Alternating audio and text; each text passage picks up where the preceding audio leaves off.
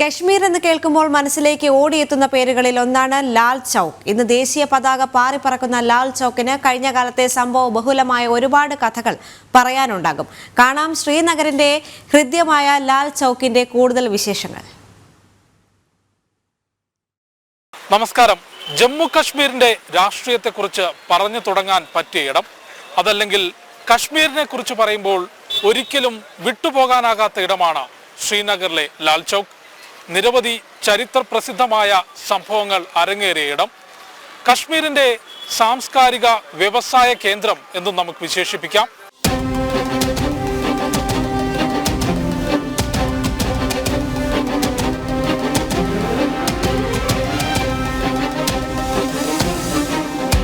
മുൻപ് രാജഭരണകാലത്ത് ഭരണാധികാരികൾക്കെതിരെ കശ്മീരിലെ ജനങ്ങൾ പ്രതിഷേധിച്ചിരുന്നതും ഇതേ സ്ഥലത്തായിരുന്നു. സ്വാതന്ത്ര്യലബ്ധിക്ക് ശേഷം രാജ്യത്തിന്റെ ആദ്യത്തെ പ്രധാനമന്ത്രി ജവഹർലാൽ നെഹ്റു ലാൽ ചൗക്കിൽ നിന്നുകൊണ്ടാണ് കശ്മീർ ജനതയെ അഭിസംബോധന ചെയ്ത് സംസാരിച്ചത്.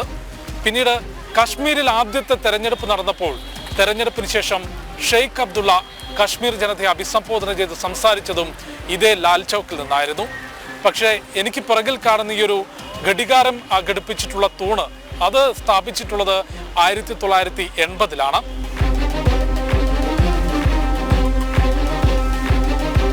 देखिए, हम लोग अभी लाल चौक में खड़े हैं और श्रीनगर का ये मशहूर हिस्टोरिकल चौक है और इसकी लंबी हिस्ट्री है.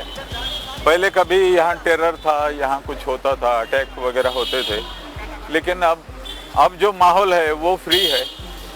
यहाँ बाल बच्चे आते हैं, माता पिता अपने बच्चों को लेकर आते हैं और इस वक्त एंजॉय करते हैं.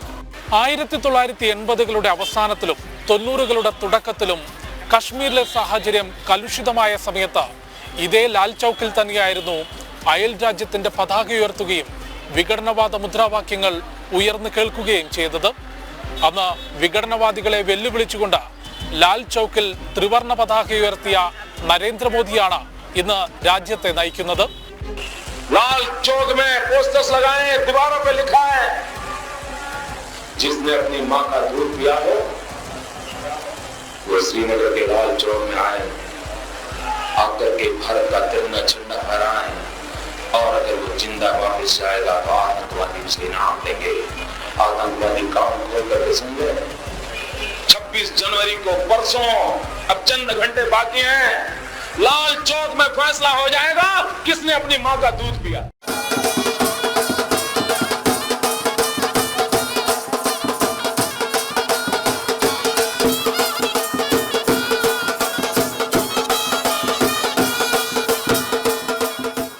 ഇന്ന് ലാൽ ചൗക്കിൽ രാജ്യത്തിന്റെ ത്രിവർണ പതാക അഭിമാനത്തോടെ പാറിക്കളിക്കുകയാണ്.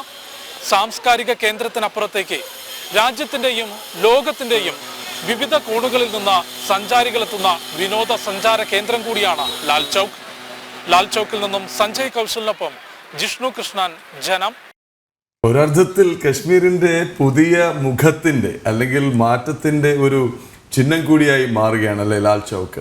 യെസ്, അത് തന്നെയാണ്. കശ്മീർ എന്ന് കേൾക്കുമ്പോൾ പണ്ട് വെടിയൊച്ചകളുടെയും അല്ലെങ്കിൽ ഭീകരവാദിത്വത്തിന്റെയും ഒരു ഓർമ്മയായിരുന്നു. എന്നാൽ ഇത് എത്ര മനോഹരമായൊരു കശ്മീരായി മോദി സർക്കാർ അതിനെ മാറ്റി എന്നുള്ളതാണ്.